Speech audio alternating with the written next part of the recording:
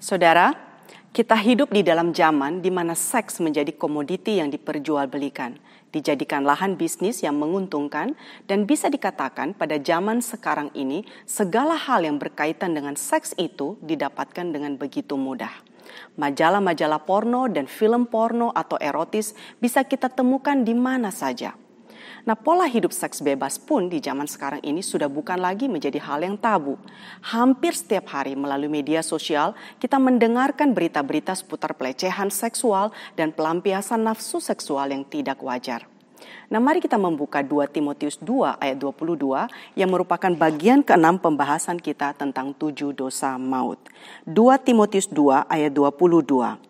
Sebab itu jauhilah nafsu orang muda, kejarlah keadilan, kesetiaan, kasih dan damai bersama-sama dengan mereka yang berseru kepada Tuhan dengan hati yang murni.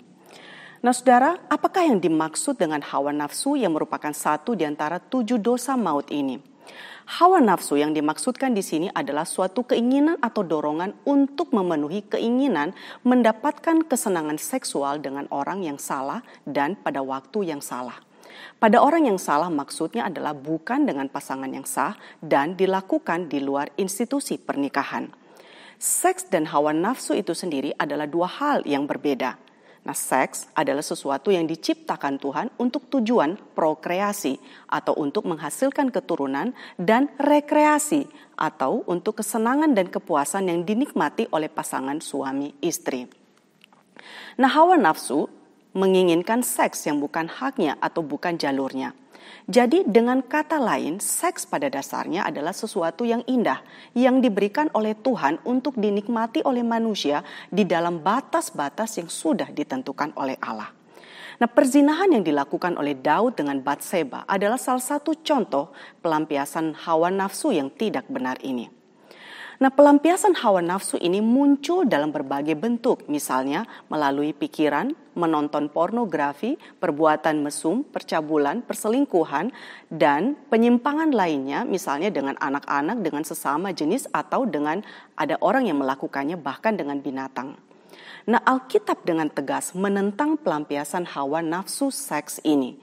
Di dalam Keluaran 20 ayat 14, Tuhan mengatakan, jangan berzina.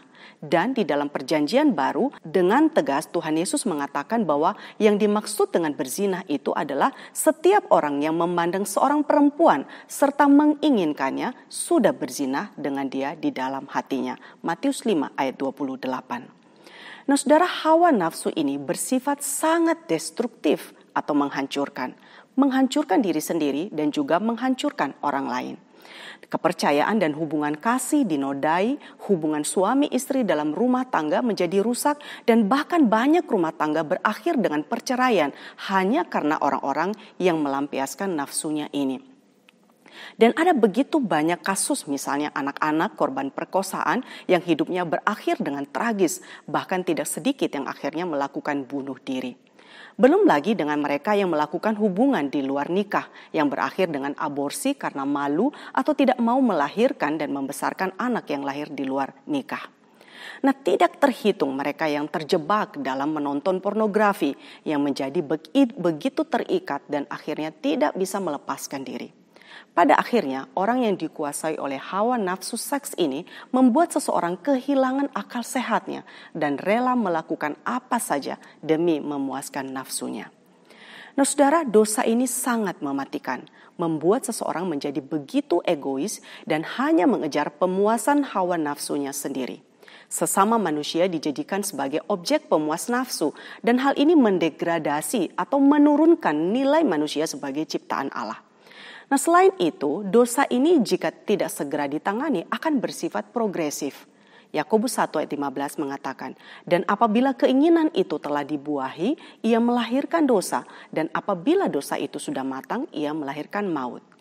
Nah kata keinginan atau epitumia menunjukkan kepada lust atau sesuatu kecanduan berlebihan atau rasa haus yang berpusat kepada kepentingan diri sendiri dan tidak akan pernah terpuaskan. Itulah yang dialami oleh perempuan yang bersuami 5 atau 6 yang ditemui oleh Tuhan Yesus di tepi sumur di dalam Yohanes 4. Nah saudara, hawa nafsu ini berlawanan dengan kasih. Paulus di dalam 1 Korintus 13 mengatakan, kasih itu tidak melakukan hal yang tidak sopan dan tidak mencari keuntungan diri sendiri. Dan pada akhirnya kita melihat bahwa hal ini selain merusak hubungan kita dengan sesama, juga merusak hubungan kita dengan Allah. Nah, bagaimana kita mengatasinya atau apakah latihannya? Nah, banyak hal yang bisa kita lakukan dan strateginya tentu saja unik bagi setiap orang.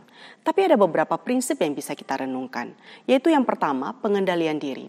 Artinya melakukan latihan atau disiplin rohani. Salah satu hal yang bisa kita lakukan adalah melatih diri agar pemuasan sejati di dalam diri kita temukan di dalam Tuhan, yaitu melalui firman-Nya dan juga bisa kita lakukan melalui doa. Yang kedua, menjauhi. Nah, Paulus mengatakan kepada Timotius, jauhilah nafsu orang muda, kejarlah keadilan, kesetiaan, dan lain sebagainya. Artinya, mengenali kelemahan dan hal-hal yang membuat kita jatuh dan menghindari untuk tidak berada di dalam situasi tersebut.